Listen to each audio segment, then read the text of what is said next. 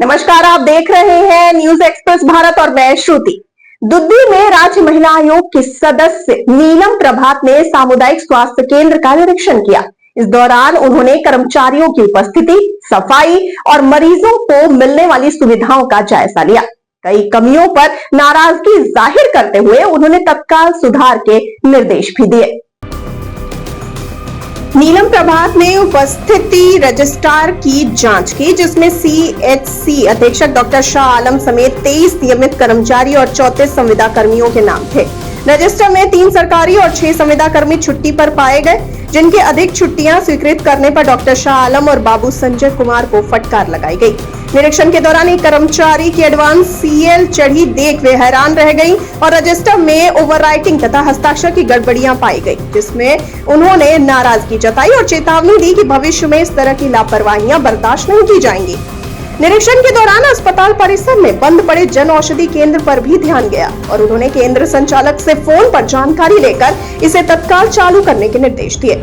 इसके अलावा अस्पताल परिसर और मरीजों के वार्ड में फैली गंदगी देखकर उन्होंने सफाई में सुधार के लिए निर्देश दिए और कहा कि बुनियादी सुविधाओं को प्राथमिकता पर सुधारना होगा। जननी वार्ड में भर्ती प्रसूताओं से बातचीत के दौरान ये पता चला कि पिछले 1 महीने से अस्पताल प्रबंधन मरीजों को भोजन नहीं दे रहा था। अधीक्षक डॉक्टर शाह आलम ने बताया कि वेंडर ने पिछले महीने का भुगतान न मिलने के कारण आपूर्ति बंद कर दी थी और इस मामले को मुख्य चिकित्सा अधिकारी के संज्ञान में लाया गया है।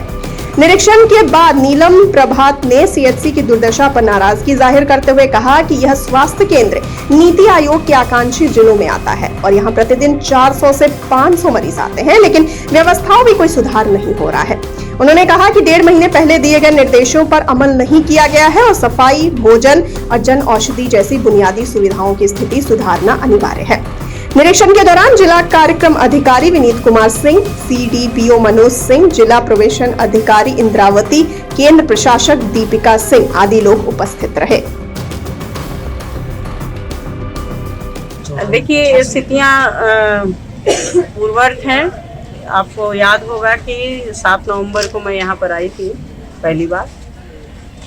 साफ सफाई की व्यवस्था बहुत ढंग का नहीं अभी भी है और जननी सुरक्षा जो एक योजना है जिसमें मातृत्व के लिए है, उसमें खाने पीने का भी प्रावधान है कि मरीजों को दिया जाए, तीमारदारों को दिया जाए।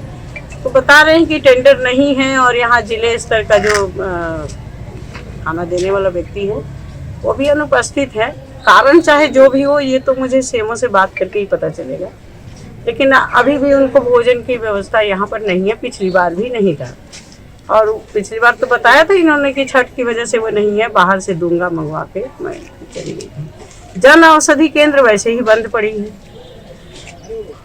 लोगों की जो उपस्थिति है वो भी बहुत ज़्यादा संतोषजनक नहीं है, क्योंकि कोई सीएल पर है, कोई यूं ही छुट्टी में है, कोई फील्ड में है, कोई कहीं है। तो 1-2 लोगों पर जो ये भार है, उस भार का क्या निराकरण हो और कैसे हो, ये तो फिर जिले में मैं जाऊंगी और अधिकारियों से बात करके इसको शॉर्ट आउट जैसे हो सकता है करूँगी।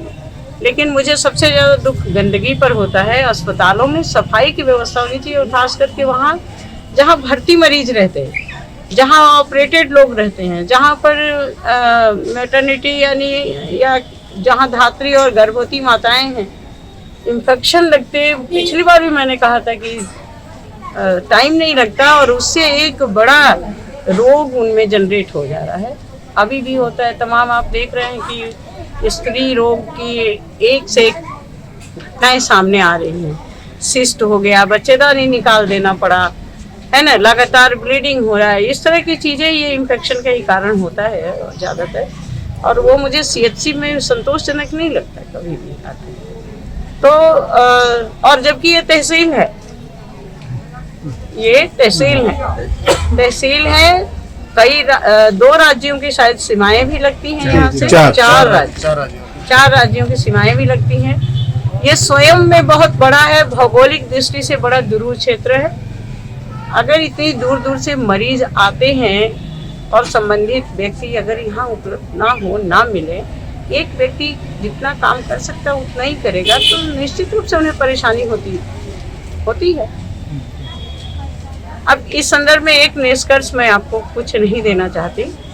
2-4 महीने बाद आपको स्वयं ही समझ में आएगा। नीलम प्रभात ने मीडिया से बातचीत में कहा कि सुधार की प्रक्रिया शुरू होगी, लेकिन इसे व्यवस्थित करने में अभी समय लगेगा। उन्होंने प्रशासन से अपील की कि स्वास्थ्य सुविधाओं को प्राथमिकता दी जाए ताकि मरीजों को बेहतर सेवाएं मिल सके।